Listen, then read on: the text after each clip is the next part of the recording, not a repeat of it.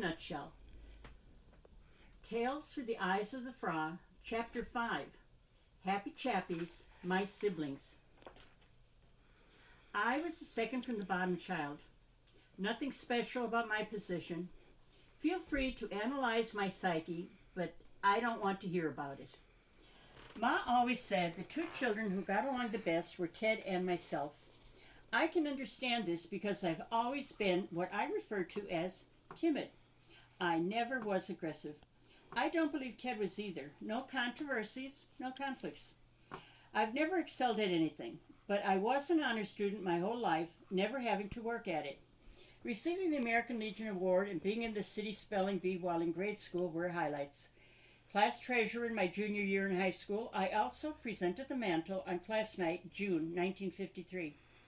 For 4 years, I did secretarial work in a pants factory and married R.D. Carney in 1957.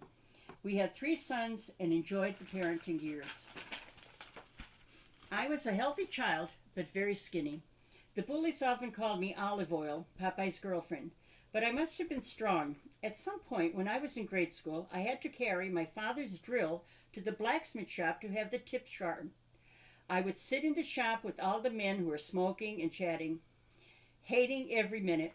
I don't know if Ted ever inherited that job. Our childhood was spent in a close-knit neighborhood where everyone knew who their neighbors were. There was no traffic on the dead-end street because no one had a car. So you could play on the street until dusk. The fields were open, no housing developments, you could hike, climb the rocks, the four roomers at will. In the winter, the hills were for sledding and the firemen flooded a pond for skating. In the summer, there was American Legion baseball to follow and berries to pick. You could go swimming at the West Side Pool and walk to the West Side Theater on Saturday for a double feature. It was a good time to be a child. And once a year, the special treat of visiting Rocky Glen Park on Polish Day. I still recall the folk tunes my Krakow Yankee dance group sang and danced to. And there was the bus trip to Baylor's Lake, the occasional ride on the streetcar to Nahog Park. It's all disappeared. Ted got married shortly after he graduated from college. He met Diane Clifford at an ice skating pond, Mountain Lake. They were introduced by a friend. This was the one and only time Diane went skating. Call it fate. They were married for 56 years until she passed away. Ted and Diane have 3 children, Donna, Mike, and Debbie. They lived in many different seaports as Diane traveled with Ted and made a home for the family. Ted was an engineer, nuclear, I believe, and would spend many months at sea. There are now 7 grandchildren and a few great-grandchildren. A new chapter opened up for Ted. He married Betty Brown in August 2020 and is still living in Florida. They are happy together and enjoying their twilight years.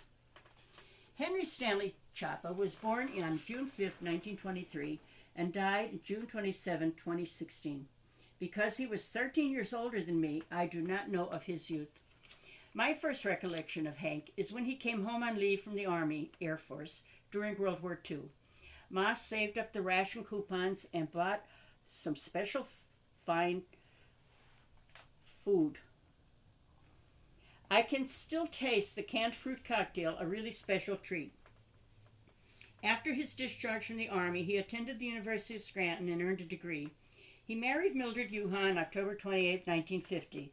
Together they raised 5 living children. The firstborn, Henry Yuha, only lived 3 days in August of 1951. Millie once told me she raised 3 families. Philip and Bobby came first, then Judy and a girl, and finally the 2 younger boys, Jim and Tom. They regularly visited Scranton, and the family is very close-knit with the cousins, the children of Hank's siblings and Millie's only sister. Hank and Millie have 10 grandchildren, and the great-grandchildren are beginning to arrive. Although Wanda was 8 years older than me, I always felt we had a close adult relationship. Memories of our home life were few, because I was 12 when she married Roland Bing Pellicacci. But I do remember a record player in the parlor and the older children singing and dancing on Saturday and Sunday. They even included me as they practiced the jitterbug with the parents turning down the volume. There was a dance hall in Taylor, which was a part of St. John's Church, and this is where Wanda, from the Heights, met Bingo from Tripp Park. After they started dating, he He often missed the late bus and had to walk those many miles away. They took the bus to Niagara Falls for their honeymoon. Wanda did light housework as a teen for a wealthy family from our church. After she graduated high school, she went to work in a sewing factory. My father consented to her marrying before she was 21, and she and Bing lived with his mother and sister for a year.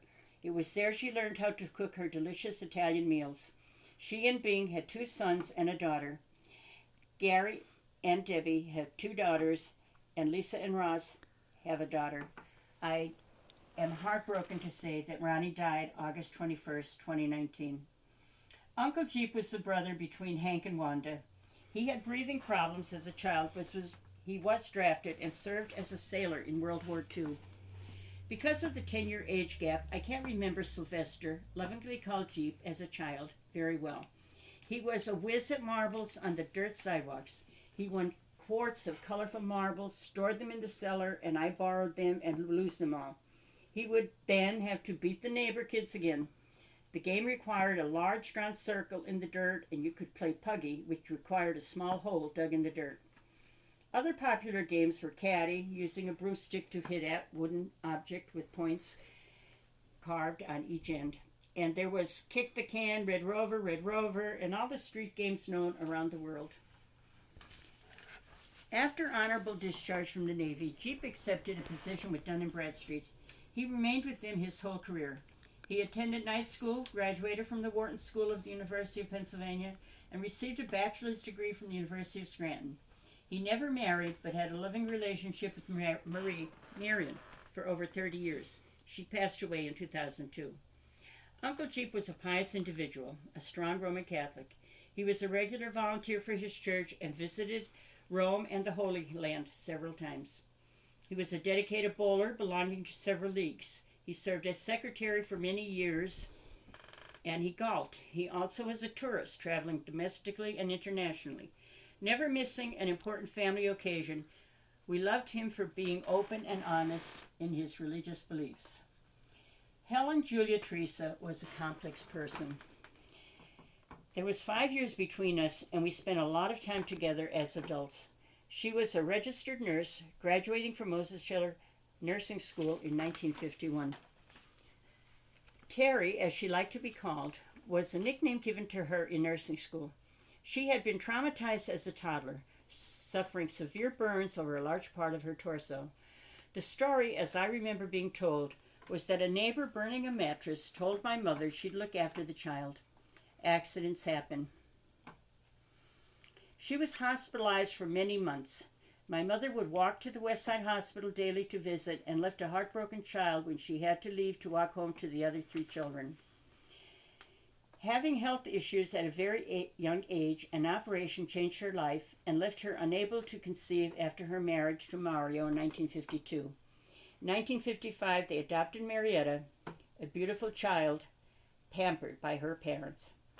Aunt Terry did artistic crafts with a passion. She sewed many of her and Marietta's clothes. She partnered and owned a ceramic shop at one time.